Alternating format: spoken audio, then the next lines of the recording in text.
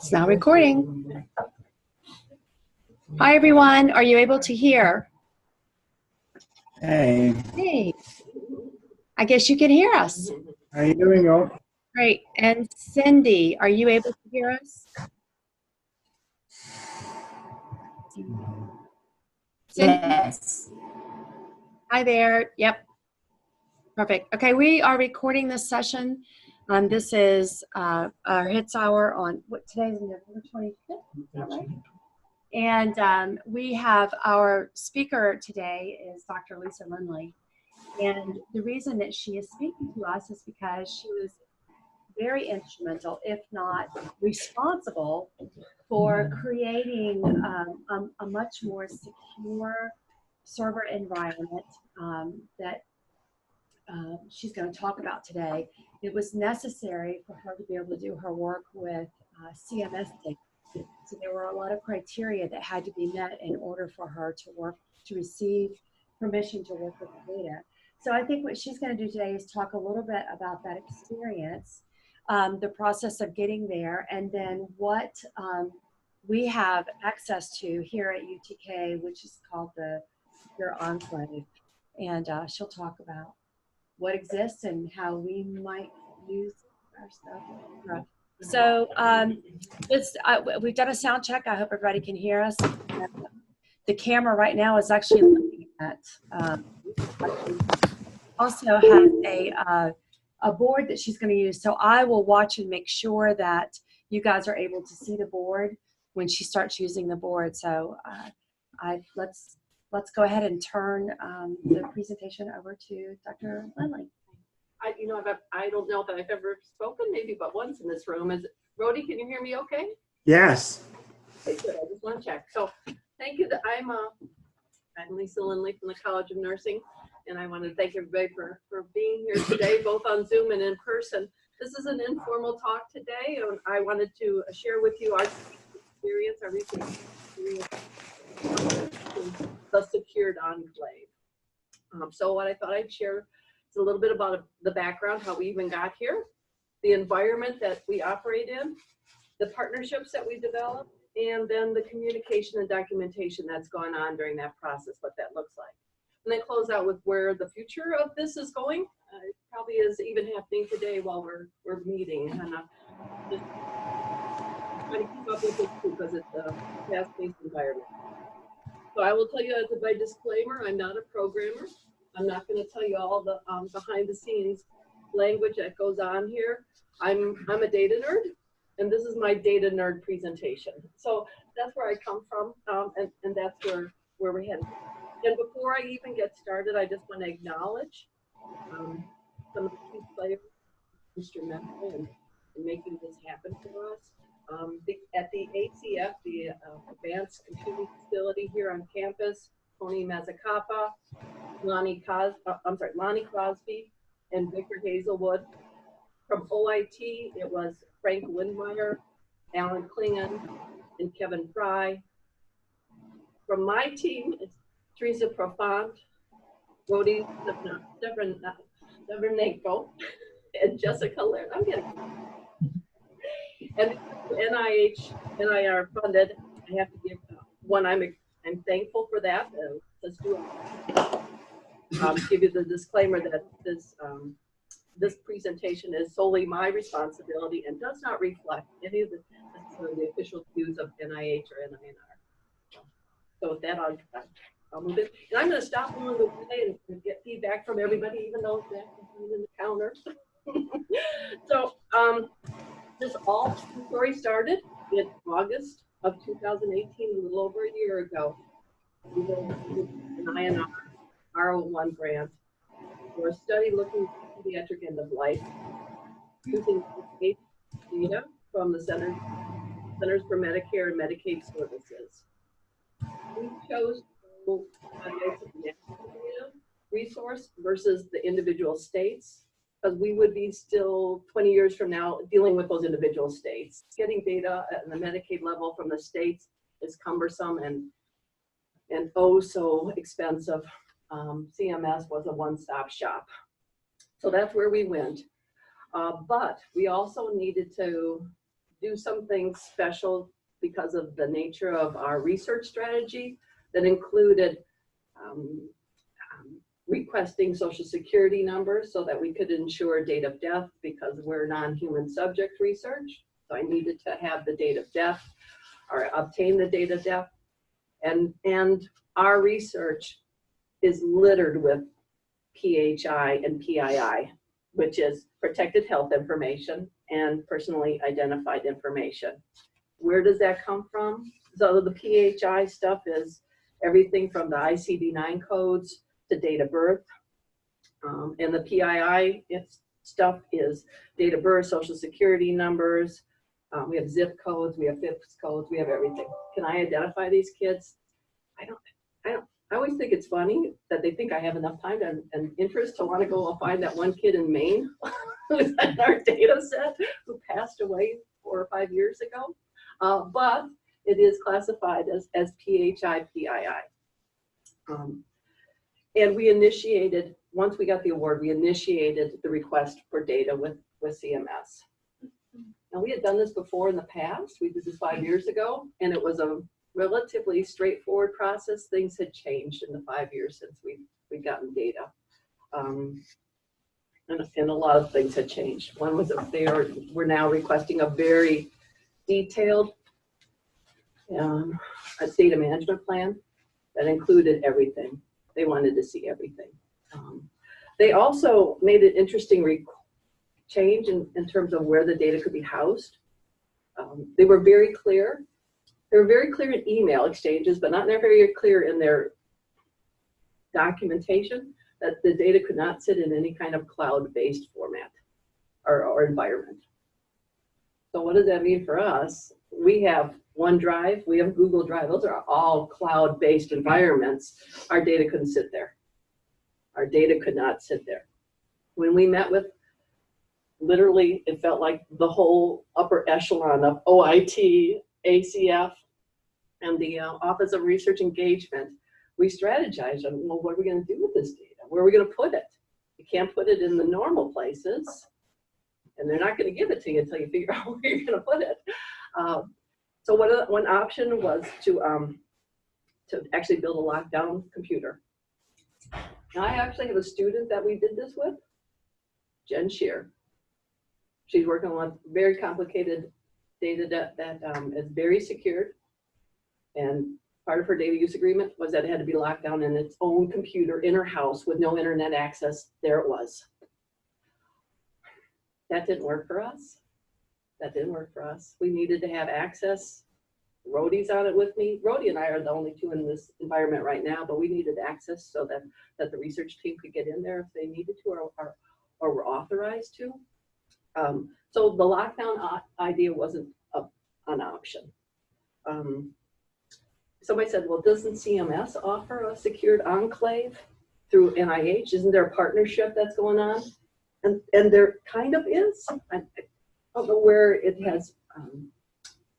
has gone, but about the time that we submitted this application, NIH CMS had put together an enclave for researchers where you could buy in. Very expensive. We didn't budget for it. We didn't anticipate doing that, so we didn't go down that path. Needless to say, we had no money for that option. That option didn't exist. So the third option was, oh, okay, well, we have this thing going on. It's called a secured enclave, and we're just starting it. Like, okay, that's for us. That's for us. Because what was our other option? To take our data and leave the university? That was about it. So we hitched our start to that wagon, and that's the ride we've been on ever since. I'm going to stand up just because I want to stand up and show you the environment if I can. So when we started talking with them in October of last year, they were building this in bits and pieces. The secured enclave was moving in a direction of development, but it wasn't formally there yet.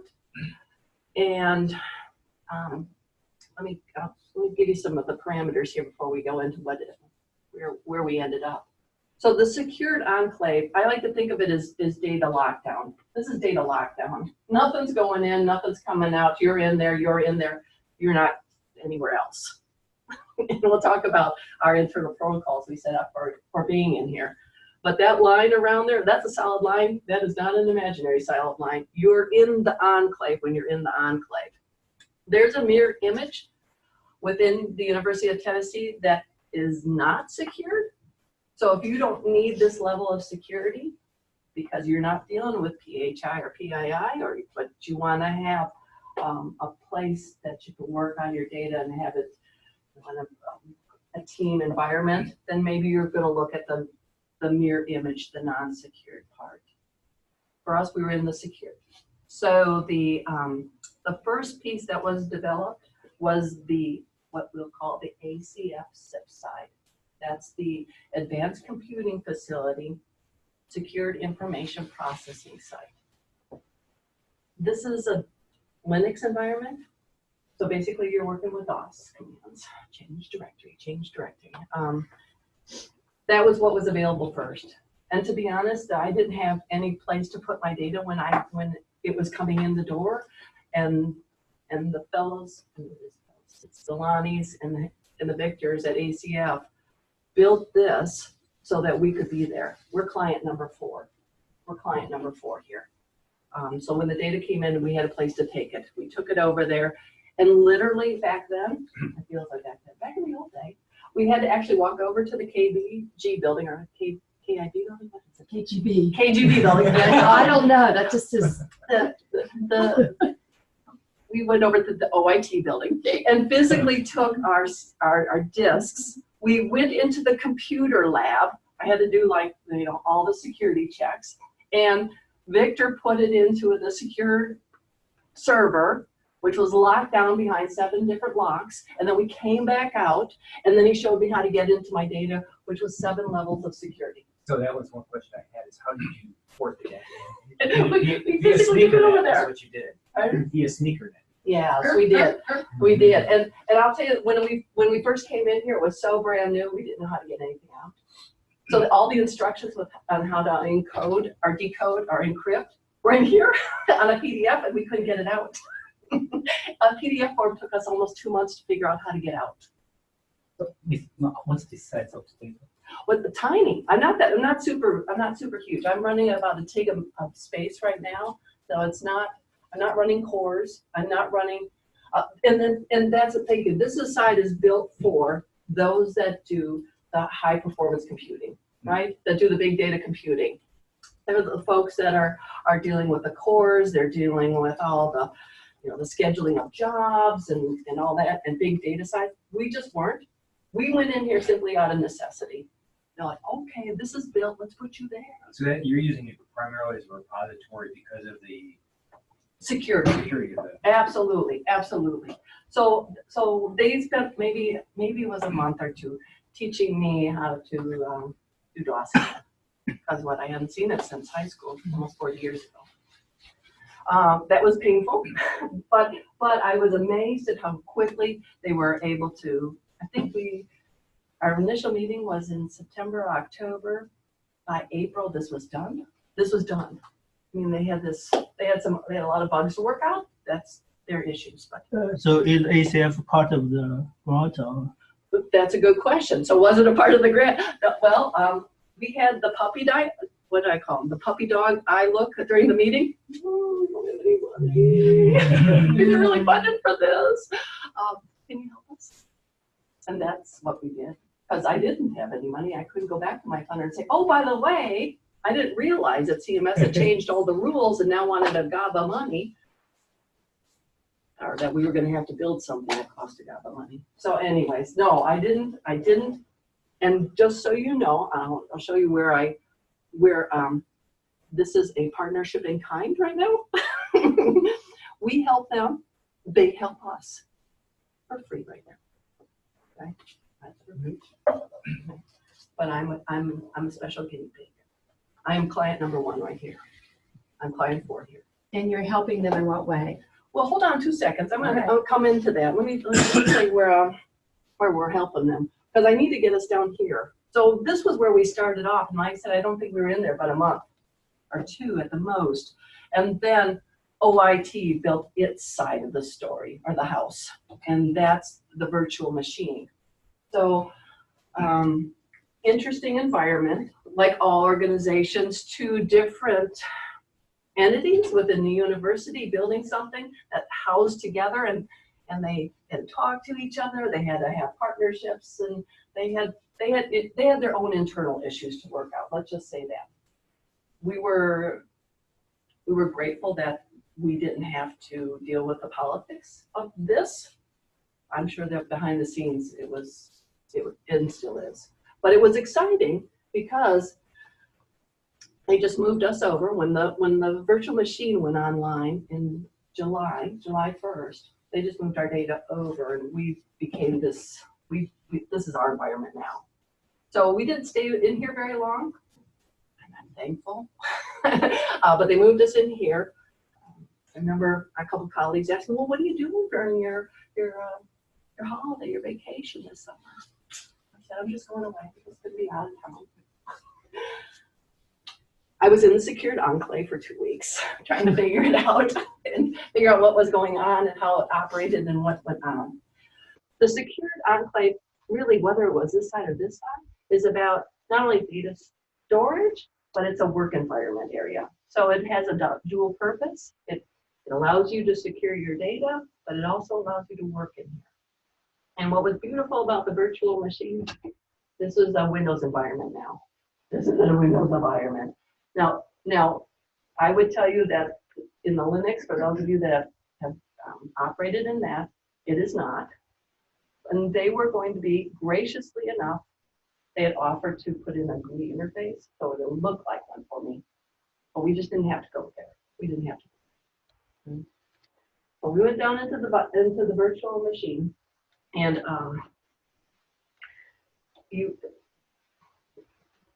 it feels like such a natural way to go in, and then nothing foreign. So when I say that, I mean I didn't have to do anything different other than my net ID. My net ID got me in here. I do a couple of clicks to get me into the right spot, into the project space, and I'm there. So it's Citrix. For those of you, it's the same Citrix product that gets us in here, and it's a Windows interface. So are you working inside that physical space, or are you virtually going in? Or is the answer yes? The answer is yes to that. It's both. So I'm in through their secure network. Sounds like I'm here. But you don't. I can be there remotely. remotely. You can be at home. Absolutely. Yeah, we are. And so Rhodey's in Kentucky, and I'm in Danbridge, and we're at different locations. So yes.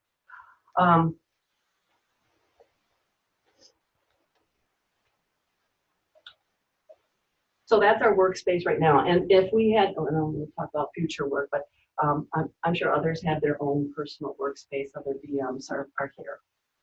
Well, that's the. Hold on, I'll tell you about these DTMs in just a minute, and about this in a minute too.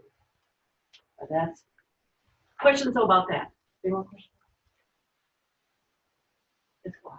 It's cool. So basically, it's really just data repository, right? So they're not doing any computation, just put data there. No, I'm doing computation here. Okay. I'm doing it. So that's a good question. Yeah. So all my software is loaded up on my virtual machine. I see. So I use Stata. Stata's in there. I have Notepad. I have PDF. I literally have to ask them if there's anything I physically need from a software standpoint. It has to be loaded up.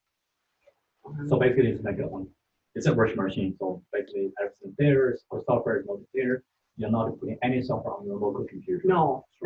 That's a good question. I'm guessing that your machine at home is just a dumb terminal. Yeah, it doesn't matter what I am on.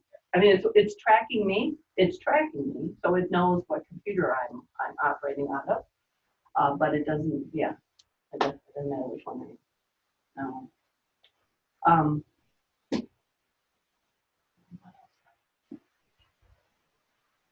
Yeah. So it's data repository and a workspace. That's how we're treating it in the virtual machine. I already told you we were kind of in the right place at the right time. Okay. Our virtual machine is set up for one gig of memory. Nothing monstrous or special. Maybe I can tell you now about what we've tested out with them. So we have been in sort of their beta site as they test out new products and new ways to deal with this. When they first opened up the enclave, the administrator of the enclave was the only one who could bring data in and out. That made sense, right? Data in and out. So we tested.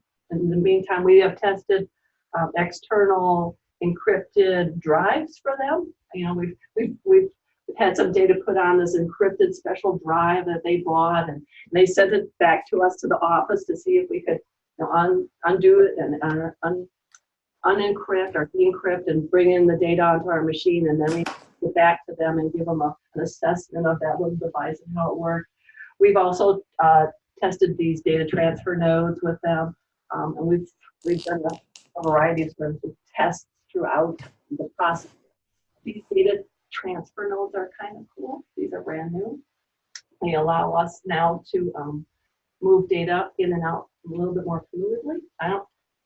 If I can explain it with moving by DT, something else like water. Basically, what it is. It's an electronic transfer node, data transfer node. So it sits, well, physically, it sits in my workspace. Okay. So Rhodey doesn't have one on his, but I do on mine. And it's a little folder that lets me talk to the administrators over at OIT. And so when I have data that needs to come out, I put it into the little data transfer folder. And I say, hi, I'm ready. I'm ready to do a data transfer. Can you take it out for me? And then they'll go in and do their administrative work and pull it back out. And then, you know, wherever I need to take it. So sometimes I have to send it to a vendor. Sometimes I just need to, well, that's a good question. I'm going to break that into two parts. So when data comes out that's secured, we treat it differently than data that's not secured. And the same with data in that's secured and not secured. I should probably say. So one of the things that we've worked out is that all of our communication with this team is through the OIT ticket process. Okay, so we have tracking. Sure. Used to be I just would email Frank, help me. Frank, please do this. And then I was told at one time, stop that. Please use the OIT ticket. And so that's our means of communication with them now. So if we have data, let's say we have data that we want to bring into the enclave. Rhodey has done some programming files recently. There's nothing secure about them. We just need to get them uploaded because nobody wants to spend hours reprogramming. And there's no constraint on like the programs you can help. It is based on what's in here. Okay, so he can't, I don't have any SAS software, so he can't bring SAS codes in. He reads data codes in. But there's no cyber oversight. So could those files be infected and brought in? Yeah, or knowing that Rollins is a fine, upstanding Yeah, he is. citizen, but he has this evil twin that we don't know about. Mhm. So this evil twin writes code that It's it's a got bug. some hidden bugs Yeah. that would be malicious. Yeah. So Is there a check? That's a good question. I think that we go through a scan process. His question, 'cause Sure. I think Rhodey's having a little bit. Sure. So difficult to Rhodey, hear, there which was a means question Cindy. about whether in a parallel universe where you have an evil twin and you were writing bad code with bugs in it, could that come into the enclave? I guess so. Technically, I think it's technically maybe it's possible. Maybe if, but I think it would make no sense considering that the responsibility we're taking for and responsibility Dr. Lindley is taking for the whole thing. I think it'll be just suicidal idea to put something malicious in the system. We were just saying it would go into the virtual machine, our virtual machine, just sort of stay there and never come out. But and I'll double check. I feel like when we talked early on with them that there was some kind of you know, not like a metal detector, but something that it went through before it sort of ended up in here. So that's a good question. So secure data, easy to get in. Sometimes I'll vault it over to the OIT guys, and they'll just put it in through the data transfer node, and it's available. I pull it out, I put it in our work file. The Rodigan sees it, and I see it, and we can work on that. If it's secure data coming in, and we've become much more cognizant about OIT touching the data. We went from a process where it was, you know, I handed them the disk and they put it in, to a point now where they're like, we don't even want to see it and touch it. Just, you know, we'll just let the electronics move it in, and we won't have any direct access to touching it. I'm like, okay. So secure data coming in would be encrypted. We run the same process in. We just put in an encryption program into our virtual machine, so that the stuff that needs to come out that needs to be encrypted is encrypted before it even comes out, and then we do a distribution wherever it needs to go, but it's already encrypted once it comes out. So, everything starts with the OIT ticket, and then any communications are with the OIT ticket number, so that we can keep track of what's happening in the flow of the work. And then they close them out. So it's nice from that standpoint.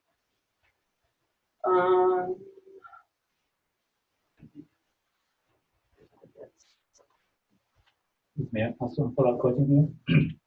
So you talked in the data getting it out. So I'm interested for the data to get out. Say you run algorithm on the virtual machine. So hypothetically, say you do some calculation, get some results. Other than that, the result is not PHP, I don't know, right? No. So to me, that data clearly published, I assume, should be much easier for you to export that data out, right? And that's a good question about exporting data that like our results, like if we run our regressions or descriptors, do we, you know, no one wants to handwrite that out from the screen. That's one option. But what we can do, and then this is particular to Stata, is that we can run it as a log file, save it as a log file, export it out through the data transfer node. It's unsecured, it just comes out. And then we'll run it on an unsecured computer. And you guys are the decision authority, what's sensitive or not. Yes, and thank you for saying so. That's part of the communication piece that we've had to work out with OIT. So we now keep track of what we keep track of. We have within our team, we have an inventory log, so we know what data is in here and when it went in. We've also developed a transaction log. Brody doesn't ever get to see these things, and they sit back in my office. But the transaction log is, okay, today we did this. We put data in. Today we took data out. Here's the data we took out, and here's the OIT ticket number. So I keep a little mirror. Do you have a plan to share the data with the public at some point? No. That's not required. No, thank you for asking that. No, this data is not shared with the public. What we might share with the public as part of our requirement under NIH is some of the programming codes and the data dictionary. I'm happy to share some of that stuff. But the actual data, CMS wouldn't allow us to do that. No. I'm just being curious, how did you get the CMS data in the first place? The disk. You mentioned the disk. Did you go to DC? No, it was funny. You know, this feels like Fort Knox, right? I mean, we are. Did I say all the data came? A little CD-ROM in the mail. Really? You see such a secret? Wow. I know. After all that, I know it's a little anticlimactic. I'm like, really? Really? No. Okay. They say, oh. I know. Okay. So, you know, we've got Fort Knox, and it came in the mail. Got it. We'll disconnect. Yeah. Yes, it is. But we've also established protocols for this environment within our team. So, for example, we don't work in the virtual machine in a public space. Okay, you don't do that. You don't go to the library, you don't go anywhere else where you're in a public space. No photos. So when you're in there and you got a problem, you're gonna have to talk it out. You can't do a screenshot for us and show us what it is because no photos. That's always a talk about, the Slack chat. Right? Yeah, I always laugh at yeah. it because Yeah, it's there. If I can take a screenshot, I will. I know. Yeah, I know. so. And we talked about that early on. That was one of the things that, because issues arise, especially if you're new in there. And I remember when Rhodey first started in there, somebody sometimes didn't always log out properly. And so he would get locked out. And then he's like, oh, and he tried to explain it to me. I'm like, what, you got a gray screen, right? All right, let's call Frank. And that's what we did. But that, so those were the kind of the protocols that we set up within our own team on what we're doing. I'm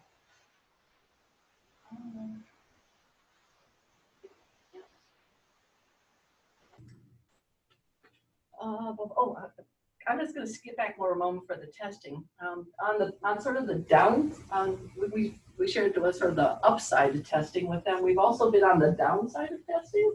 So when the system crashed, I think it was July 7th. It still is in my memory. They emailed me Monday morning and said, were you working on the virtual machine over the weekend? And I said, no, why?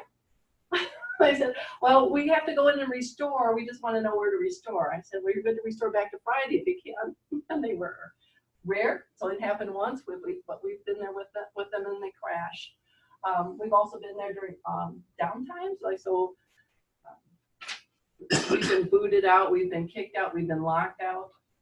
That's, I think, some of their back behind the scenes internal programming that's going on, and we just send in OIT help desk. Hi, we're locked out. And by the way, our OIT help desk has an initial tag to it, so they know it's us that's coming in. So we have something that we put on the OIT help desk tag that says, this is for the secured enclave. So route us over to Frank and Al. Yes, absolutely. Do we get quick response? Absolutely. Those guys are phenomenal. Good example, Friday afternoon, I was in the enclave. I was taking a look at some work, and I wasn't in there but 10 minutes. I went to go log out. I pushed the log out button, and it totally locked up my whole system. It locked up my whole system. It was Friday afternoon at 4:30. So I did my OIT help desk, and then I accidentally emailed Alan and said, Alan, please help me. I'm locked out and I can't close out my machine. And it's Friday at 4:30. Can you help me? Maybe suggesting customers get know it. So in this situation, for me, the audit guys, they can do for the DB checking out, say, if this session is idle for 3 minutes, automatically log out. So you get from wherever. And that's a good point. So let me tell you, there is an entrance in that times out. But it's interesting. We can still be in the virtual machine and still working, even if this times out. So I literally have to close, we have to close 2 doors when we leave. We have to close the virtual machine door, and then we have to close the Citrix door. Mm-hmm. And the Citrix will time out, but it doesn't seem to ever kick us out. I don't know why. But we're able to continue working when we're timed out in the virtual machine. Yeah, 2 different systems. Yeah. Do you find the bandwidth using Citrix is sufficient for you to do your work? This is a question about bandwidth. It is for me. I don't know. Let Rhodey actually answer this one too, because he lives in a rural area of Kentucky and has issues with sometimes with bandwidth and getting in and out of and getting kicked out of the enclave. I live in a rural town, a small town, and I don't have any issues. But I know, Rhodey, you've had some issues getting in. Yeah, I think a couple of times internet connection when it drops, so the entire system is crashing. But I think I would not say I have any issues. I think there is times when the system works slowly by itself, and I assume that's because of a lot of students using work. There is some pressure on network, so yeah, I can feel it slowing down. The mouse is moving slow on my screen, but I don't think it's really. I think I had it. Yeah, I think it is more related to the overall overload of the system on campus. So I agree. So not so much from a bandwidth or internet connection issue. No. When we started this process with them, we met with them almost, I felt like it was weekly. I felt like it was every 2 weeks and not weekly when we met with them. We've gotten to the point now where we just meet with them when there's sort of big issues that come up, so we're not as directly linked to them, but we also are, we've worked together now for almost a year in the OIT group, really a little less. We just have that kind of relationship now that we can quick ask, do things, and get things resolved. We also, even though I mentioned we were client number 1 and we're getting it for free, we do oftentimes show up with a cheesecake. And that has been we're more than happy to pay for it in cheesecake because it's a lot of work that they do behind the scenes with us, even if we are the guinea. We did on our project, we did not bring cheesecake, but we donuts. Well, yes, you did. Up your game, up your game. I went right to the cheesecake there. Well, good. It's all been good. Did that, I talked about that desk.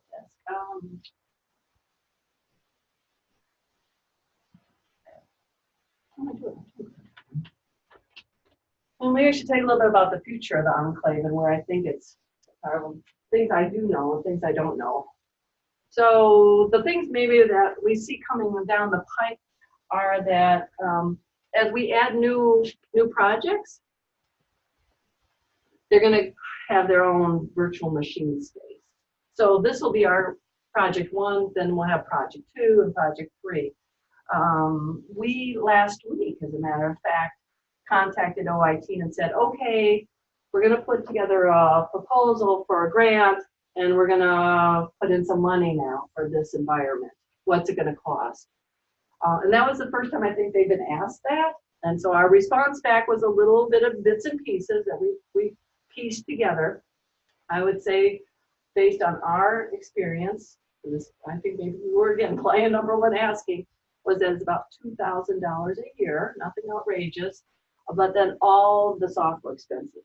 So any software you need in here, you're going to have to pay for license. So I think we budgeted really, but maybe it was in total that first year, maybe $3,000 with all this software, and then $2,000 each year. So there's a little bit of an expense going into the future. You're surprised, I think the software human like when you teach, I know a subscription, No. it should not cover. No, I don't understand why. I don't know why. So questions there about what and why. I'm not sure either why software would be included as part of the university environment. But you don't use any lot of special software. I'm not using anything. I'm so easy and vanilla that you can't. Okay. It's just Notepad. So that's not a Word. not big problem. Yeah. Okay. I see. No, it's not. The other things that we are going to be working on at some point too will be data destruction. I know they're working out the protocols right now for that and how to document that. And we've started the conversations. When we meet, we'll talk about, we're going to have to destroy this data, but it'll be a couple years out. It'll probably be 7 years out before we even start messing around with data destruction. So they know what's coming, but we don't know exactly what that's going to look like yet. And the other piece that we need to do, and this is us, we need to do data drills. So CMS requires, as part of the data use agreement, that we notify them within, I think it's 48 hours of a data breach. And I'm the guy on the signature, so I got to make a phone call. And they know that we need to test that out. And we haven't done that yet. So we just need to do a drill and see, okay, call me at 2 o'clock in the morning, let me know that there's a breach. Test. And then I'll go find my phone number for CMS and I'll be ready to go. But we need to do a drill. There's some enhancements that I think just hit. And one is that these two sides of the house now can talk to each other. They used, up until probably this month, these were standalone separate areas in the enclave. You were either here or you were here. the two didn't talk, and they moved my data by some magic. Okay, I'm just gonna say that. They used some kind of magic to move my data, but there wasn't any kind of connection here. There is now, it's called Globus, and they're just putting that out so that the two can speak to each other. So I don't have a big data need. I know that everybody thinks I'm not. But if for some reason in the future, my data expands and mushrooms, and I come to a point where I need to do that HPC type of computation, then I can move my data up into the SIP now through Globus and do that work. Probably a different cost structure.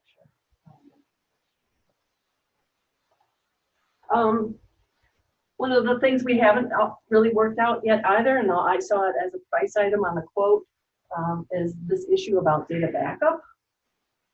Now, I told you when they crashed, they reinstated what was there on Friday. But they've always told me there's no backup here. Like, I'm like, what's that called on Friday then? So they're charging me going forward for backup if I want to do backup on my data. But we've talked about it. When we delete a file, it just goes into our recycle bin, which is right here, and it sits there until we do data destruction. So it's not like it's going anywhere. Not sure what so we're confused and not clear, and probably need to have more conversations about what data backup looks like and what it means. may I add here? I think it's simple because everything is an illusion to you. It's a virtual machine, but virtual machine is just a big piece of file on that computer. That's right. So which means it's the good use of when backup is very easy. You just back up one thing. That's it. I know. So they must have it. So. They got it somewhere. I know. So that's sort of a big question mark right now. And the last question mark we have is that what happens when we have multiple users in the virtual machine? Right now, it's just Rhodey and I. We literally email each other. Are you in there? Are you in there? Are you in there? Are you coming out? When are you coming out? And then I go in. So that's how we communicate right now between the two of us. But if there were like 10 of us in here, oh my gosh, imagine the chaos. How do we know who's going in and out? And you can't. And the question that I think you're going to ask is, can more than one person be in it? Oh, well, hold on. We just have a solution. And only one person can be in at a time. And to be honest, from a protocol standpoint, I don't want multiple users in there because we're using the same data sets usually. So that's a hassle. But yes, tell me your solution. So I assume what they put there is a basic desktop, like Windows 10. So it's simple. They can put it in the server. Oh. Because you have multiple users technically. Multiple users with a Windows server. And each one you have your own computer, almost like that. Well, that's sort of what it is like now, because Rhodey has his own sort of desktop within here. No, that's Not different. really the same. That's it. Like what you have is one computer, but you have different users, different interface. Oh. So, but this is you can use one user at a time. Imagine that your computer here, right? Yeah. The time is desktop. Yeah. She's doing it, you can log in. She logs out, you go in. So you see, but the server is like a two people can get it in time because the server. Do I want everybody in there? It's like that's your code. Yeah, I know. And there's a lot of, I realized too in this whole process, I signed my name on that piece of paper, and so did Gene Mercer, by the way, that we're, I'm responsible. Yeah. I'm responsible for anything terrible or bad or and the reverse, anything great that happens here. And so we take it pretty seriously. But so those are some of the issues that we need to think through and work through yet. We're hoping to come in with our next project, and then we're happy to pay, but we still have some growing to do here, and it's been a good experience. This has been my life for the last year with these folks and the data. And I told Teresa when we came into the second year of the grant, this was the year of the data. It really was for us the year of the data. So. That's all I know, and I'm happy to ask any other questions that the group has.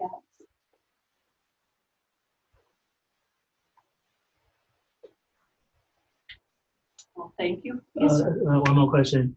So you have obtained some previous data from the CMS, and you're also collecting new data, right? So No. just the previous data? So that's a good question. So yeah, there's no data collection here. It's all secondary data, retrospective data. Okay. Yeah, and so we brought in a couple other data sources that were not secure, like census data and some hospice data. Okay. But no, we're not collecting data and doing data all the time. Yeah. I see. So CMS owns the data. You just use it. Absolutely. And if I want more data, like for another project, then I have to go buy that next round of data. You also mentioned it's not a big data project. So how many records you have? We're at about 18,000 right now, unique cases, but we're still doing data cleaning and data variable creation. So we have about 18,000 kids right now, and we're 2011 to 2013. I'm just curious what you consider big data.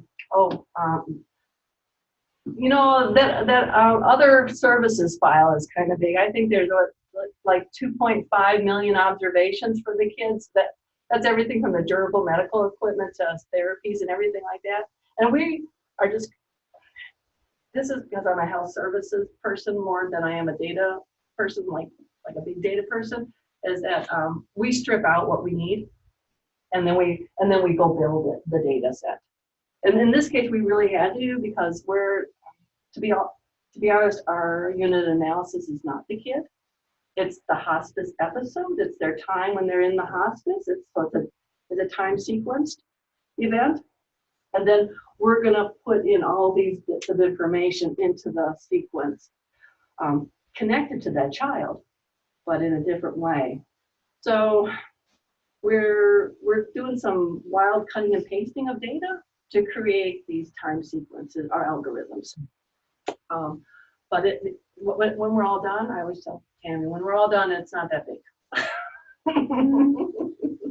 But I bet that's how big data is handled real often. Well, I don't know. Lonnie from the ACF used to always look at me with kind of a funny look on his face. He's like, "You sure you don't want to just mix them all together, merge them all together, make it a nice thing, and you can just," I'm like, no, it's too much. It's just too much.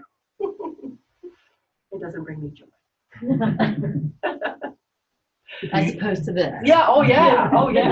This is my world. Loving this. Do you mind telling us the title of your project, if you remember? It is the effective one. I'll make sure I get this right, because we won't use it 7 times this week. The effectiveness of, oh gosh, concurrent care. Do we actually call it the effectiveness of concurrent care to improve patient and family outcomes at end of life? I'm sorry, I'm writing 3 other grants right now, and those titles are all in my head.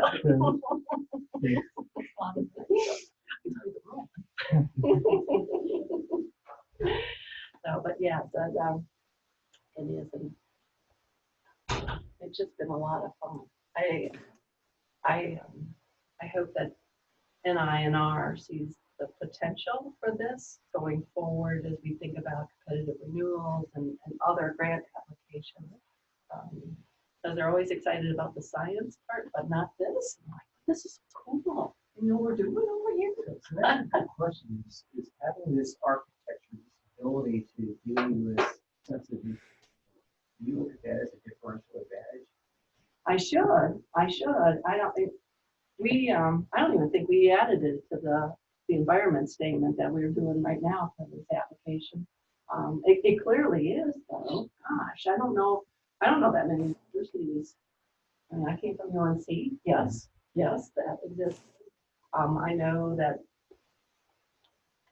VCU has this. Texas has this. I mean, I know some of the big schools because I was on the task force to look at advanced computing. I know which ones, but it's not now that common, and clearly not common in nursing. Oh my gosh, no, this is a competitive advantage right here. Okay, so let's make sure we add that. Yes. And you need to add that in your bio sketch too. I see the in-person. What? I see I'm an expert in data management. Do I need to say more? Mm-hmm. Well, Because the things that you just said that you did with it demonstrate required your you. ability do this successfully. And You had to develop policies. You had to lead your campus in this endeavor. The personal statement. I love her. Another little trumpet.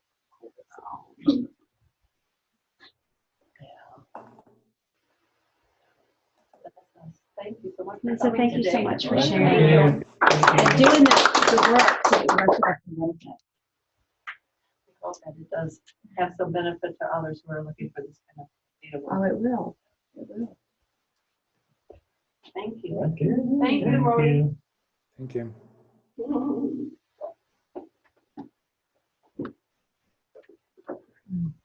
Log us off. There's so many applications right now. Yeah, I got another project intent form over the weekend. I thought you were going to ask me a hard question, like how many